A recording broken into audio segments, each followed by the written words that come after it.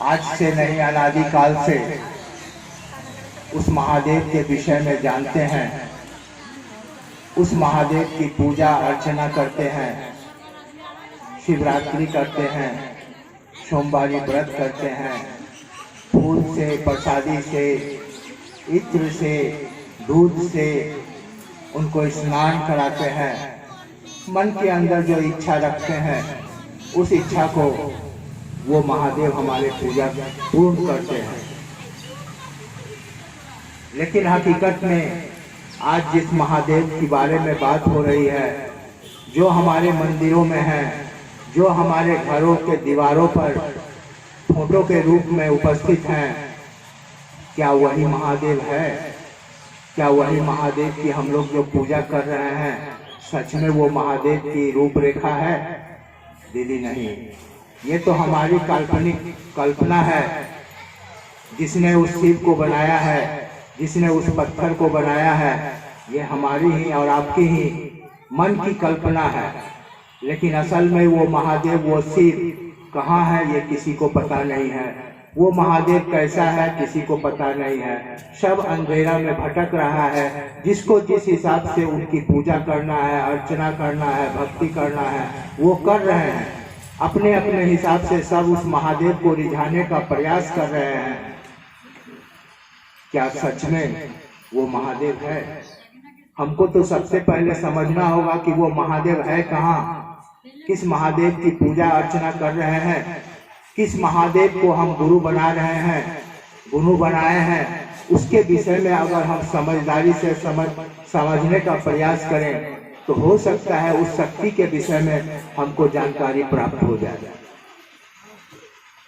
हम लोग को कहा गया है कि जो बीज मंत्र है, पंचाक्षरी मंत्र है, नमः शिवाय, नमः शिवाय से उस महादेव को प्रणाम करने का प्रतिदिन प्रयास करना है। ये नमः शिवाय क्या है जानते हैं दीदी? सबसे बड़ी बात है, हमको नमः शिवाय से प्रणाम करने के लिए कहा गया है। ये नमः शिवाय है क्या, इसको हम पहले समझते हैं।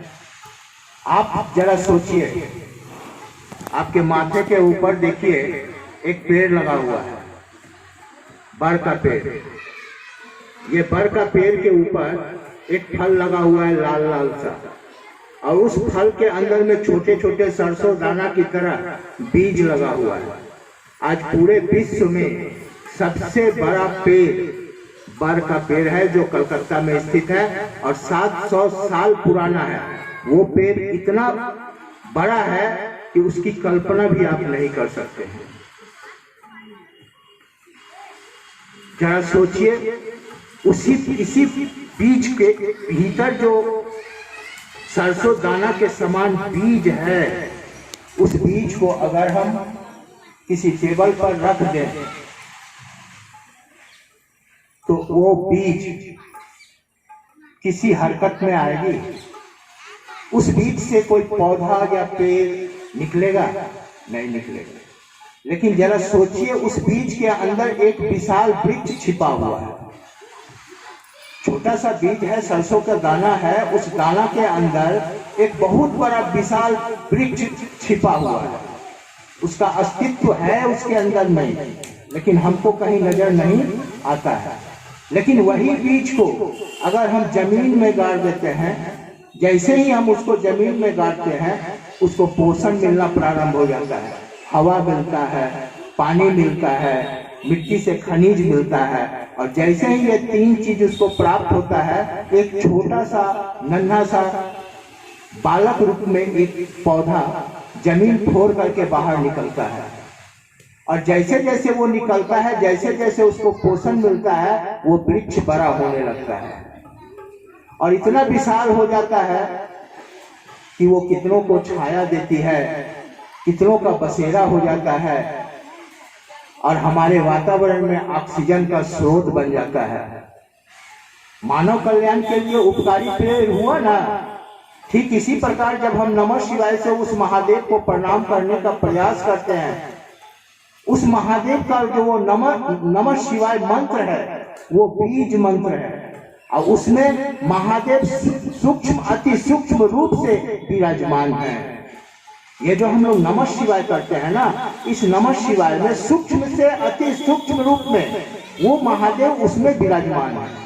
जैसे ही नमः शिवाय से हम उस महादेव को प्रणाम करने का प्रयास करते हैं, जब हम उसके प्रति भक्ति करते हैं, हम प्रणाम करने का प्रयास करते हैं, लोगों को बताते हैं, वैसे वैसे उसका पोषण होना शुरू हो जाता है।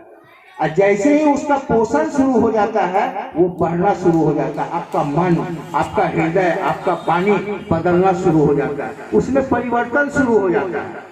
और जैसे ही आपके अंदर वो परिवर्तन शुरू हो जाएगा, आपका आचार विचार व्यवहार वाणी सब कुछ बदल जाएगा और एक अच्छे इंसान के रूप में आप समाज के लिए काम करने लगते हैं। इसलिए कहा गया कि नमः शिवाय से आप उस महादेव को प्रणाम करने का प्रयास कीजिए। अब सवाल उठता है कि वो कौन सा महादेव है, कैसा महादेव है, वो कहाँ है? महादेव तो किसी रूप में है नहीं, महादेव किसी रूप में नहीं है। हमारे हिंदू धर्म में कहा गया है कि देवी माँ दुर्गा का पूजा करना है, गणेश जी का पूजा करना है, सरस्वती माँ का पूजा करना है, बजरंगबली का पूजा करना है, विश्वकर्मा भगवान का पूजा करना है। अरे किसकी किसकी पूजा कीजिएगा? अगर हम किसी महादेव का पूजा करते हैं, जल चढ़ाते हैं, तो हमारे मन में एक ही कामना होती है कि महादेव मेरे बेटी का शादी नहीं हुआ, वो थोड़ा करवा दीजिए ना, मेरे बेटा को नौकरी नहीं है, उस महादेव से याचना करते हैं, फूल चढ़ाते हैं, उस पर जल चढ़ाते हैं और मन में ये इच्छा रखते हैं कि महादेव मेरी कामना को पूरा करे। वो पत्थर है ना, आपके सामने में है, उसको महादेव आपका